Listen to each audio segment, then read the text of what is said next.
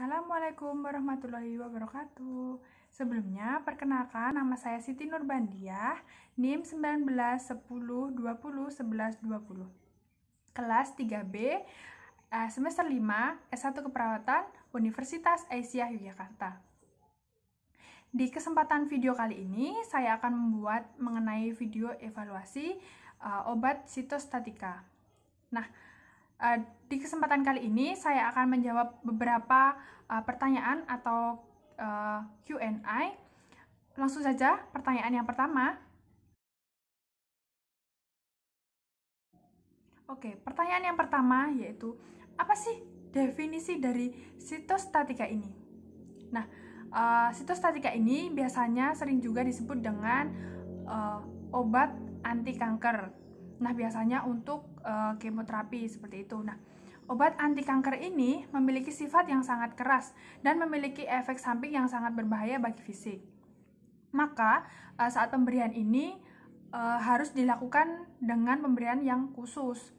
Dan biasanya, perawat yang memberikan ini pada pasien-pasien yang memiliki kanker itu pada perawat yang sudah memiliki sertifikasi, serta perawat yang sudah berpengalaman. Nah, biasanya perawat yang sedang hamil itu tidak boleh melakukan ini pemberian obat sitostatika karena sangat berbahaya bagi janinnya. Nah, si obat ini itu sangat berbahaya bagi fisiknya, jadi berbahaya untuk janinnya, seperti itu. Langsung saja kita lanjut ke pertanyaan yang kedua. Pertanyaan yang kedua yaitu jenis obat sitostatika. Apa aja sih golongan-golongan obat sitostatika ini? Nah, golongan obat sitostatika ini dibagi menjadi 4 golongan, yaitu yang pertama ada alkylating agents, yang kedua ada antimetabolitis, yang ketiga ada plant alkaloids, yang keempat ada golongan hormon. Nah, dari keempat golongan ini memiliki efek samping yang berbeda-beda. Langsung saja kita lanjut ke pertanyaan ketiga. Oke, pertanyaan yang ketiga yaitu fase-fase pemberian obat sitostatika. Nah, yang pertama itu ada fase induksi. Lalu, yang kedua itu ada fase konsolidasi. Yang ketiga yaitu ada fase reinduksi, dan yang keempat yaitu ada fase maintenance. Nah, fase ini tergantung pada pasien yang memiliki resiko seperti rendah atau sedang atau memiliki resiko yang tinggi seperti itu. Golongannya jadi dari rendah, sedang, dan ketinggi.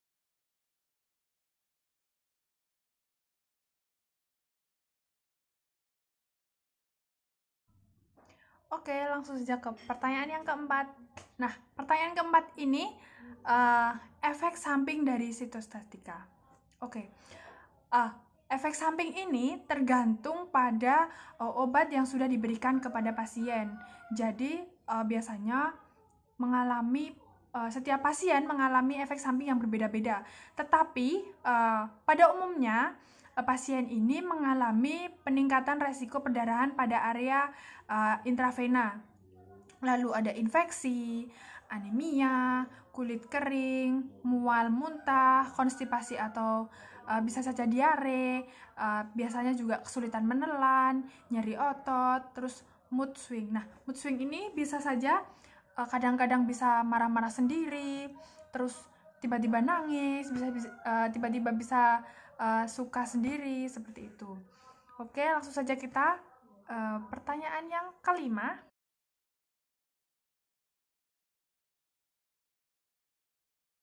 Oke, langsung saja kita ke pertanyaan yang kelima, yaitu persiapan pemberian obat sitostatika. Nah, pertama itu ada yang namanya informed consent. Nah, di dalam informed consent ini biasanya terdapat prosedur cara pemberian obat sitostatika ini, lalu efek samping, lalu ada obat-obat apa saja yang harus dimasukkan atau diberikan kepada pasien, terus bagaimana sih sifat dari obat ini.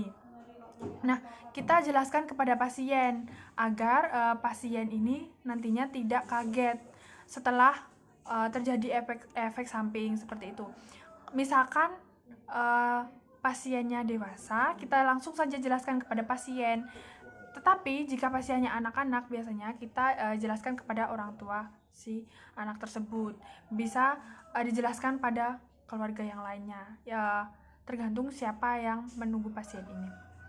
Seperti itu. Lalu yang kedua ada prosedur pemberian.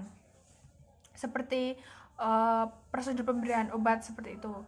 Lalu selanjutnya ada laboratorium khusus. Nah, laboratorium khusus ini untuk menyimpan obat untuk meminimalkan terjadinya paparan obat tersebut, karena obat ini sifatnya sangat keras dan dapat merusak fisik ya. Lalu yang selanjutnya itu ada alat dan obat. Nah, di sini obat disiapkan di ruang sendiri. Lalu obat juga diberikan dan digunakan untuk pasien. Lalu siapkan juga kertas penghisap air. Jadi diusahakan obat ini jangan sampai tercecer. Nah, nantinya kalau obat ini tercecer, kita langsung saja gunakan kertas penghisap air ini. Lalu ada obat-obat emergensi. Lalu ada IV kateter yang cocok untuk speed yang digunakan. Lalu ada APD. APD-nya ini terdiri dari biasanya baju khusus, lalu ada masker, kacamata, lalu ada sarung tangan, lalu ada helm. Nah, yang selanjutnya yaitu perawat. Nah, perawat ini sudah mengetahui prosedur bagaimana cara pemberian obat ini, lalu prosedur bagaimana kita harus menjaga diri kita agar tidak terkena paparan, seperti itu. Nah, biasanya juga perawat yang memberikan obat sitostatika ini dia harus bergantian. Jadi tidak boleh misalkan saya terus, nggak boleh. Jadi kita harus bergantian sama yang lain gitu. Tapi dengan satu syarat, kita sudah berpengalaman dan kita sudah terverifikasi.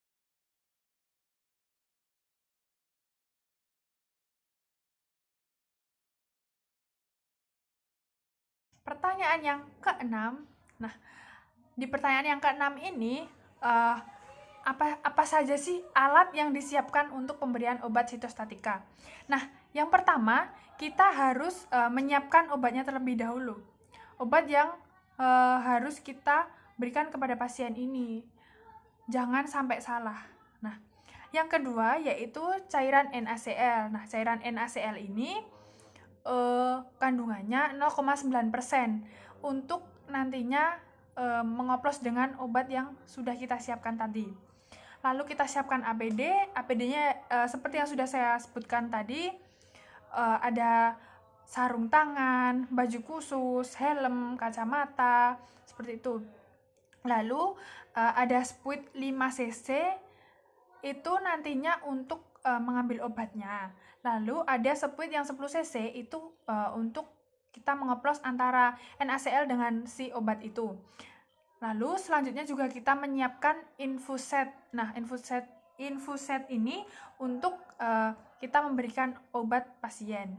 Lalu jangan lupa alkohol swab nantinya untuk mendesinfektan daerah mana yang mau kita tusuk atau mau kita suntik, seperti itu. Dan jangan lupa lagi yaitu kita siapkan label agar tidak terjadi kesalahan. Jadi sebelum itu kita siapkan label pada spuitnya dulu. Kita kasih nama pasien misalnya, umur, lalu obatnya itu apa yang mau kita berikan. Jadi seperti itu, harus detail agar tidak salah dalam pemberian obat ini.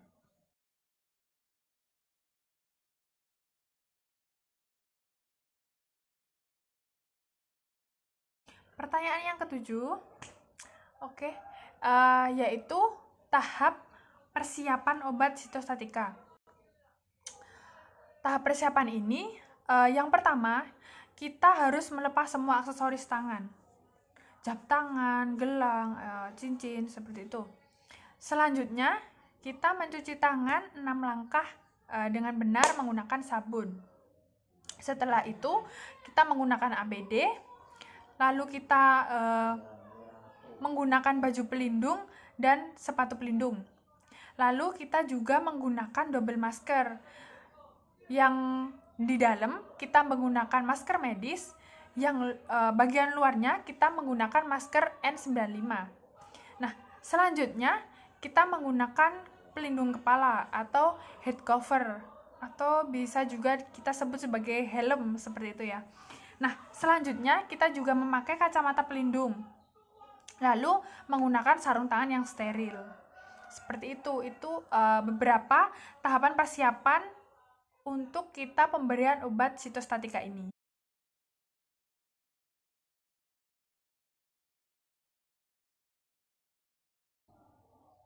Oke, pertanyaan yang ke-8. Bagaimana sih penata laksanaan pemberian obat sitostatika ini? Yang pertama, kita wajib mencuci tangan kita ya, agar bersih. Kita mencuci tangan dengan 6 langkah yang benar menggunakan sabun dan air mengalir. Lalu kita menentukan di mana sih penusukan yang benar, misalnya pada area intravena, seperti itu. Lalu selanjutnya lakukan dengan teknik antiseptik. Selanjutnya hindari kebocoran di sarung tangan, karena sangat beresiko ya bagi kita terpapar gitu.